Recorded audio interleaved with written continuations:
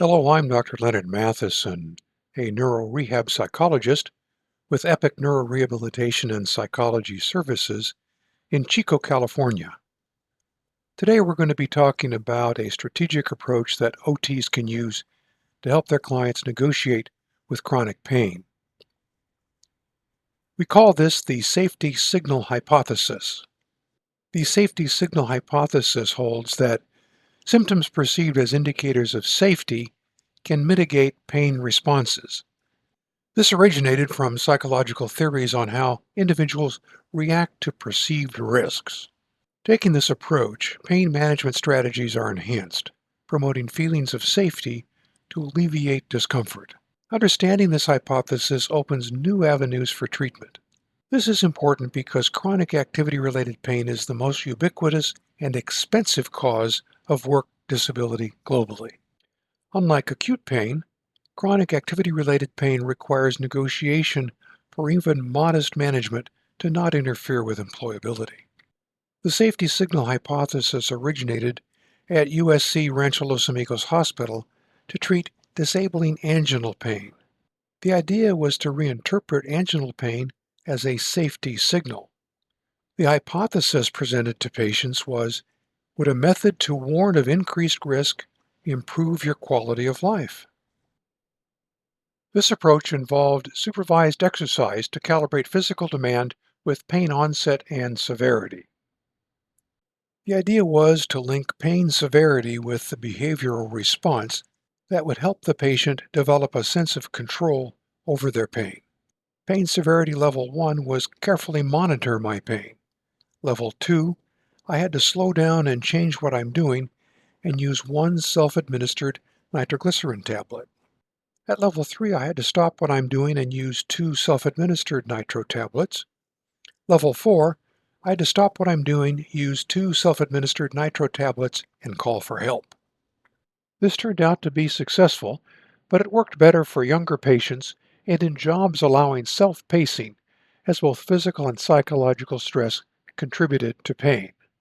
After our success with the anginal pain safety signal control, we developed a comprehensive model for chronic disabling musculoskeletal and neuromuscular pain.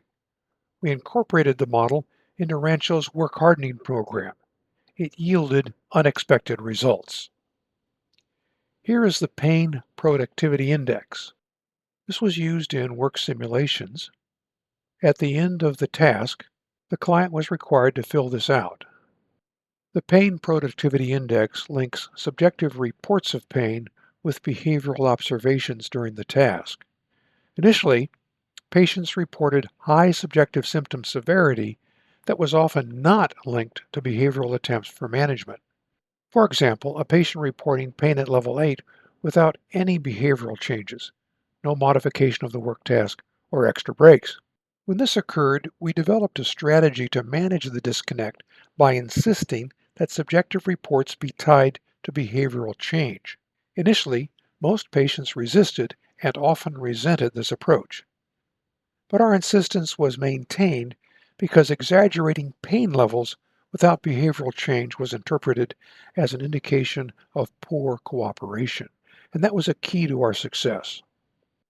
Patients who had a dependable symptomatic response to activity began to recognize that level 5 was pivotal. Even though I decreased my speed and changed the way I worked, I almost needed to take an extra break.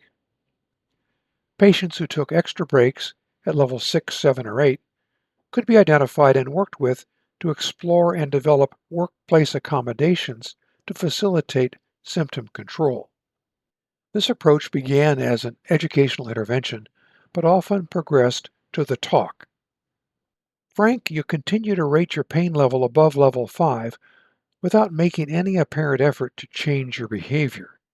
You need to show us that you are negotiating with your pain symptoms so that you can make progress in getting back to work.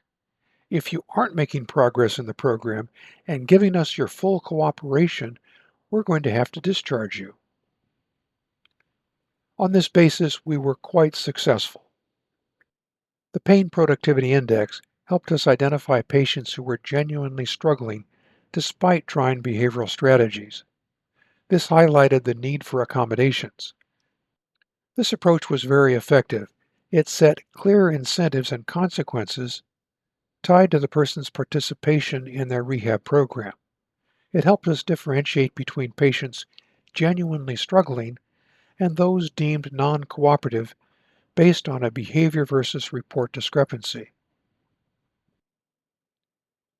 So what are the key takeaways for OT practice?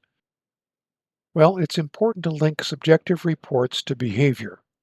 We want to value the patient self-report, but be sure that it is grounded in observable behavioral responses similar to the Pain Productivity Index.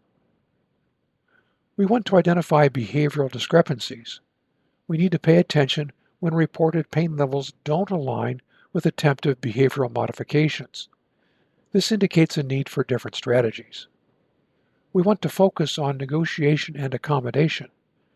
We are framing the patient's pain management as an active process of negotiating activity levels and exploring necessary workplace accommodations. And finally, it's important to maintain clear communication about these issues. We need to use clear, direct communication about our expectations regarding participation and the relationship between pain reporting and functional behavior. So in conclusion, this approach provides a model for integrating subjective pain experience with objective behavioral responses in work rehabilitation. The focus is on empowering our patients to negotiate pain-related activities. So thanks for your participation. Here are 3 references that I think you'll find useful. Take care now.